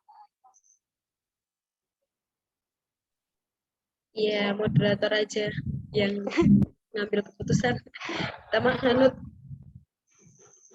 Ya, untuk sementara dilanjut dulu pertanyaan. Sebentar lagi kalau semisal Kak Ayu udah gabung lagi, kita kasih waktu kayak gitu. Ini ada pertanyaan dari Kak Samiyani dari IAI Syarifuddin Lumajang. Pertanyaannya, jadi bagaimana menurut kakak-kakak bentuk beremansipasi kita yang sebenarnya sebagai Kartini muda tanpa harus melupakan kodrat dan menjalankan peranan kita sebagai wanita? Karena berbicara emansipasi wanita di era globalisasi ini, perempuan sudah tidak lagi disepelekan dan dipandang sebelah mata. Sebab seiring dengan berkembangnya zaman, perempuan sudah mampu mensejajarkan diri dengan kaum laki-laki di berbagai kehidupan, baik itu dalam bidang pendidikan, sosial, politik, dan lain sebagainya. Akan tetapi masih banyak yang salah kaprah akan emansipasi itu sendiri. Banyak yang mengartikan bahwa emansipasi tidak hanya menuntut kesetaraan, melainkan juga sebuah perlawanan dan pemberontakan dalam sebuah kebebasan yang tak memiliki batas. Seperti itu pertanyaannya, Kak. Silakan Kak Windy mungkin ditanggapi terlebih dahulu.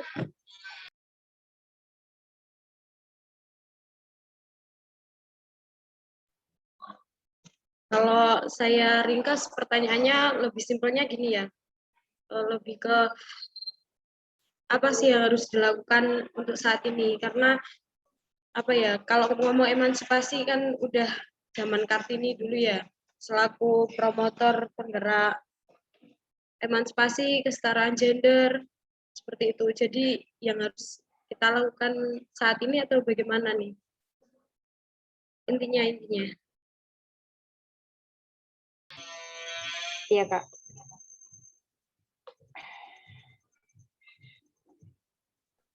Sepertinya pertanyaannya sama ya, jawabanku tetap sama juga. Kita ambil peran selaku perempuan ya di ranah-ranah ya sesuai dengan ranahnya, dengan melihat kemampuan seperti itu. Karena apa ya, contoh aja perpolitikan di Indonesia itu wanita perempuan itu dapat jatah 30% dari 100%.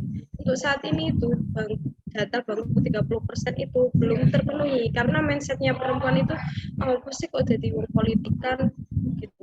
Itu yang apa ya, yang harus dihempaskan itu dari pikirannya teman-teman perempuan untuk saat ini. Menurut saya seperti itu. Jadi apa ya, menyamaratakannya itu nggak asalkan bukannya nggak melihat kemampuan, tapi sesuai dengan kemampuannya dia di ranah yang bagaimana. Itu Mbak. Iya. Sekarang kayaknya Kak Ayu sudah masuk kembali. Halo Kak Ayu.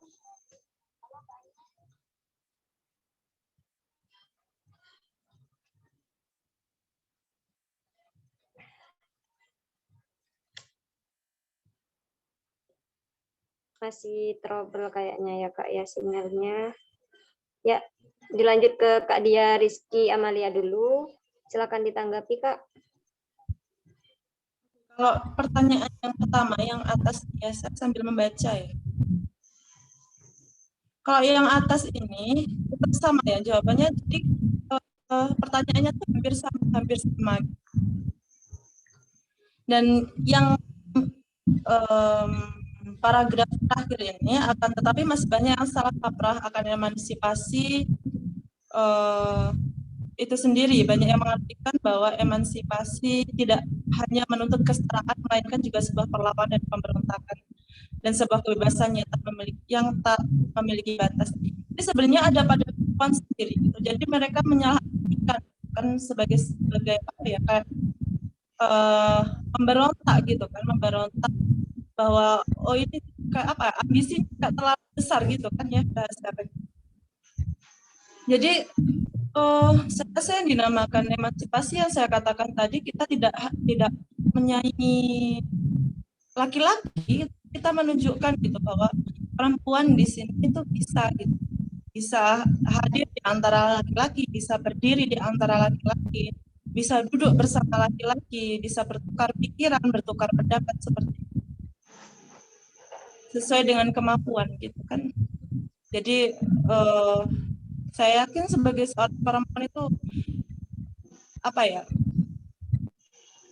punyalah keinginan gitu untuk hadir bersama laki-laki gitu, untuk menyatukan sebuah persepsi sama laki-laki.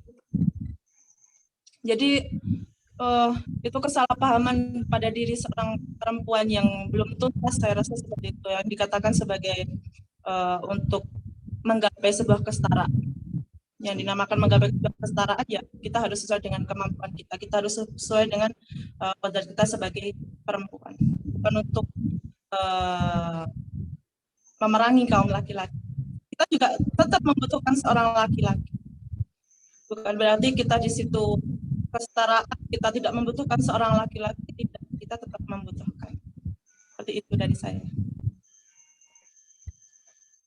Itu dari Kak Dia. Miku trouble, Mbak. Silakan dilanjut.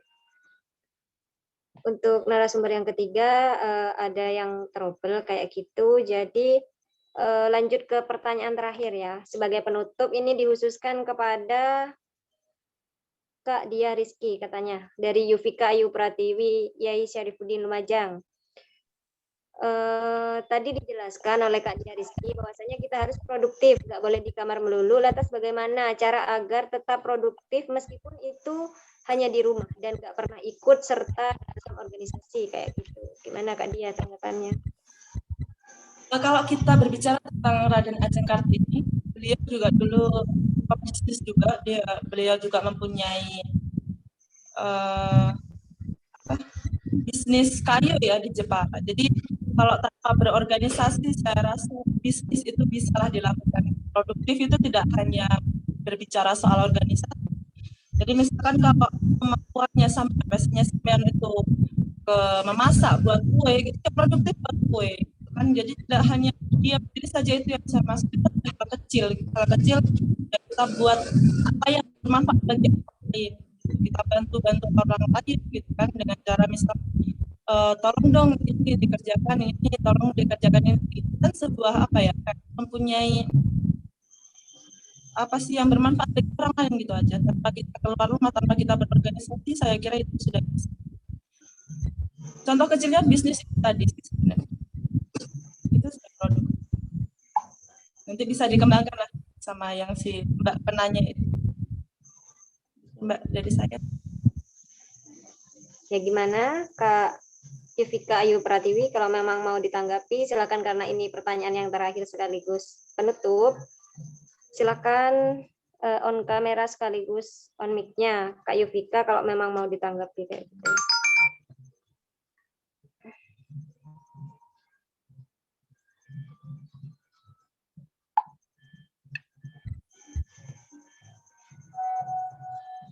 Halo Kak Yufika.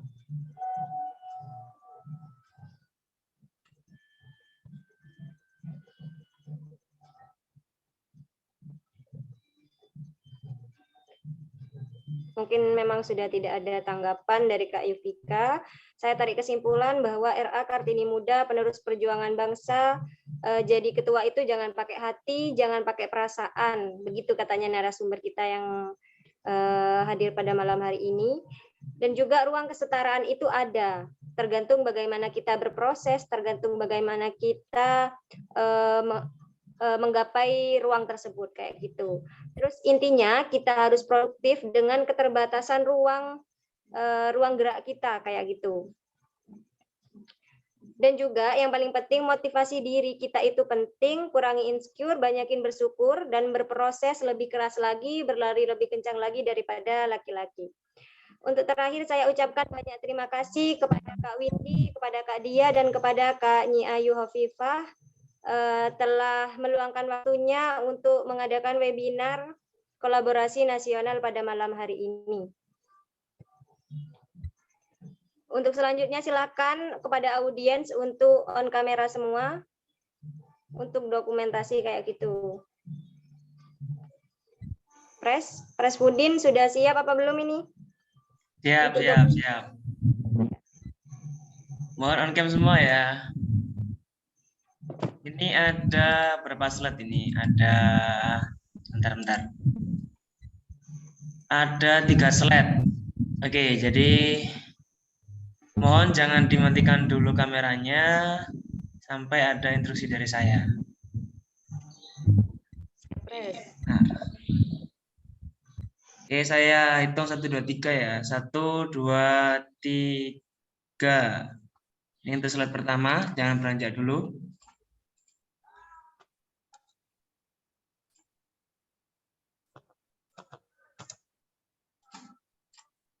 Untuk slide kedua, 1, 2, bentar. Slide kedua, 1, 2, 3.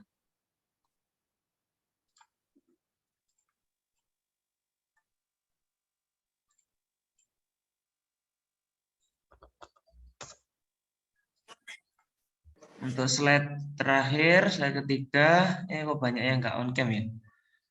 Yang slide ketiga, 1, 2, 3.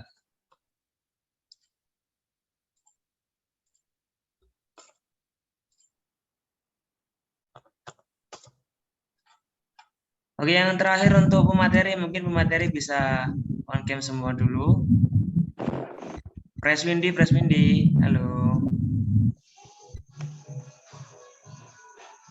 Press Windy kok. Aku dari sini aja, Mas. Ini laptopnya nge-lag. Oh, dari ya, akun BEM Unusida itu ya?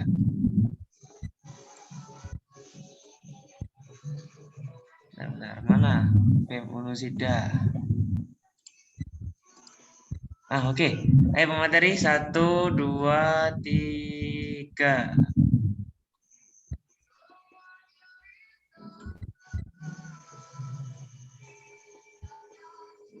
Oke, sudah, sip, mantap. Bisa dilanjut, saya kembalikan kepada moderator. Aku udah ada belum ya? Sudah. Ya, baik. Sekali lagi saya ucapkan terima kasih banyak kepada narasumber dan juga audiens yang telah berantusias dalam webinar kolaborasi nasional pada malam hari ini. Selanjutnya saya tutup. Apabila ada kesalahan kata, baik disengaja maupun tidak disengaja, saya ucapkan mohon maaf yang sebesar-besarnya. Wassalamualaikum warahmatullahi wabarakatuh. Waalaikumsalam warahmatullahi wabarakatuh. Waalaikumsalam warahmatullahi wabarakatuh. Terima kasih ya, Bu Yayu Khofifah, Pres Windy, juga Pres Kiki. Mana Pres Kiki tadi kok sudah hilang? Belum. Makasih banyak. Ya, makasih banyak sudah mau berpartisipasi ya. Lain kali kita buat kegiatan yang lebih bau lagi lah dari ini. Terima kasih banyak ya. Ya, diberi kesempatan untuk berbicara dan bercengkerama. Ya. Sehat-sehat semua ini. Alhamdulillah sehat. Waalaikumsalam. Ya, Bu Yayu Khofifah. Hilang wis. Jawa Timur bukan? Iya, namanya Gubernur Jawa Timur. Pres Windy dengan Pres Kiki ini sudah saling mengenal belum? Sama-sama dari UNUL. Belum kayaknya. Belum, baru kemarin. Baru kemarin. Ya, silakan kenalan dah. UNUL Blitar sama UNUL Sidoarjo. Sama itu Pres Kalau Kiki. UNU Blitar saya kenalnya sama siapa ya? Ada kok Pres laki-laki, dulu pernah ikut sekolah legislatif kalau nggak salah di Unusida. Cuma Inisialnya namanya. ingat-ingat inisialnya M. Kalau nggak salah sekarang